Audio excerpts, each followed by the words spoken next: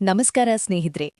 ಭಾರತದ ಡೈರಿ ಕ್ಷೇತ್ರವನ್ನು ಬದಲಿಸಿದ ಒಂದು ವಿಶೇಷ ಪಶು ಯಾವುದು ಅಂತ ನಿಮ್ಗೆ ಗೊತ್ತಾ? ಗಾಢ ಕಪ್ಪು ಬಣ್ಣ, ತಿರುವಾದ ಕೊಂಬುಗಳು, ಹೆಚ್ಚು ಕೊಬ್ಬುಳ್ಳ ಹಾಲು. ಹೌದು, ನಾವು ಮಾತಾಡ್ತಿರೋದು ಮುರ್ರಾ ಎಮ್ಮೆ ಬಗ್ಗೆ. ಈ ಎಮ್ಮೆ ಕೇವಲ ಹಾಲು ಕೊಡುವ ಪಶು ಅಲ್ಲ, ಇದು ಸಾವಿರಾರು ರೈತರ ಜೀವನ ಬದಲಿಸಿದ ಶಕ್ತಿ. ಇದರ ಮೂಲ ಎಲ್ಲಿಂದ? ಬ್ರಿಟಿಷ್ ಕಾಲದಲ್ಲಿ ಏಕೆ ಪ್ರಸಿದ್ಧ ಆಯಿತು? ಇಂದಿಗೂ ಡೈರಿ ಫಾರ್ಮಿಂಗ್ನಲ್ಲಿ ಮುರ್ರಾ ಎಮ್ಮೆಗೆ ಏಕೆ ಇಷ್ಟೊಂದು ಬೇಡಿಕೆ?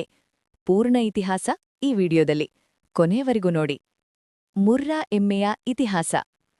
ಮುರ್ರಾ ಎಮ್ಮೆ ಭಾರತದ ಅತ್ಯಂತ ಪ್ರಸಿದ್ಧ ಮತ್ತು ಹೆಚ್ಚು ಹಾಲು ಕೊಡುವ ಎಮ್ಮೆ ಜಾತಿಗಳಲ್ಲಿ ಒಂದು. ಇದು ಮೂಲತಃ ಭಾರತದ ಉತ್ತರ ಭಾಗ, ವಿಶೇಷವಾಗಿ ಹರಿಯಾಣ ಮತ್ತು ಪಂಜಾಬ್ ಪ್ರದೇಶಗಳಲ್ಲಿ ಉದ್ಭವಿಸಿದೆ. ಪ್ರಾಚೀನ ಹಿನ್ನೆಲೆ. ಹಳೆಯ ಕಾಲದಿಂದಲೇ ಈ ಪ್ರದೇಶದ ರೈತರು ಮುರ್ರಾ ಎಮ್ಮೆಯನ್ನು ಸಾಕುತ್ತಾ ಬಂದಿದ್ದಾನೆ. ಇದರ ಗಾಢ ಕಪ್ಪು ಬಣ್ಣ, ಚಿಕ್ಕ ದೇಹ ಮತ್ತು ವೃತ್ತಾಕಾರದ ತಿರುವು ಕೊಂಬುಗಳು ಇದರ ಪ್ರಮುಖ ಗುರುತುಗಳಾಗಿವೆ.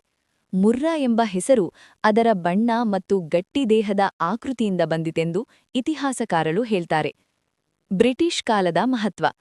ಬ್ರಿಟಿಷ್ ಆಳ್ವಿಕೆಯ ಸಮಯದಲ್ಲಿ ಮುರ್ರಾ ಎಮ್ಮೆಯ ಅತ್ಯಧಿಕ ಹಾಲಿನ ಉತ್ಪಾದನೆ ಮತ್ತು ಹೆಚ್ಚಿನ ಕೊಬ್ಬು ಗಮನಕ್ಕೆ ಬಂತು. ಅದರ ಫಲವಾಗಿ ಈ ಎಮ್ಮೆಯನ್ನು ಭಾರತದೆಲ್ಲೆಡೆ ಪರಿಚಯಿಸಲಾಯಿತು.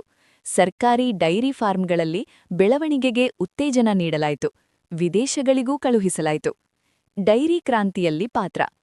ಭಾರತದಲ್ಲಿ ನಡೆದ ಶ್ವೇತಕ್ರಾಂತಿ ಸಮಯದಲ್ಲಿ ಮುರ್ರಾ ಎಮ್ಮೆ ಪ್ರಮುಖ ಪಾತ್ರ ವಹಿಸಿತು. ಇದರ ಹಾಲಿನಲ್ಲಿ 7-8.5% ಕೊಬ್ಬು. ತುಪ್ಪ, ಬೆಣ್ಣೆ, ಖೋವಾ ತಯಾರಿಕೆಗೆ ಅತಿ ಸೂಕ್ತ.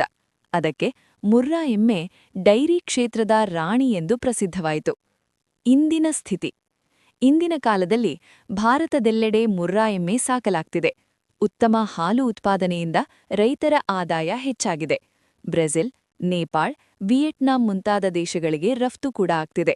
ಸರಿಯಾದ ಆಹಾರ ಮತ್ತು ಆರೈಕೆ ನೀಡಿದ್ರೆ ಒಂದು ಮುರ್ರಾ ಎಮ್ಮೆ 10-12 ವರ್ಷಗಳ ಕಾಲ ಉತ್ತಮ ಉತ್ಪಾದನೆ ನೀಡುತ್ತದೆ. ಮುರ್ರಾ ಎಮ್ಮೆ ಕೇವಲ ಒಂದು ಪಶು ಅಲ್ಲ, ಅದು ಭಾರತೀಯ ಡೈರಿ ಕೃಷಿಯ ಅಡಿಪಾಯ. ಇದಿನ ಇತಿಹಾಸವೇ ಹೇಳುತ್ತೆ, ಮುರ್ರಾ ಎಮ್ಮೆ ಅಂದ್ರೆ ನಂಬಿಕೆಯ ಆದಾಯ ಮತ್ತು ರೈತನ ಭದ್ರ ಭವಿಷ್ಯ.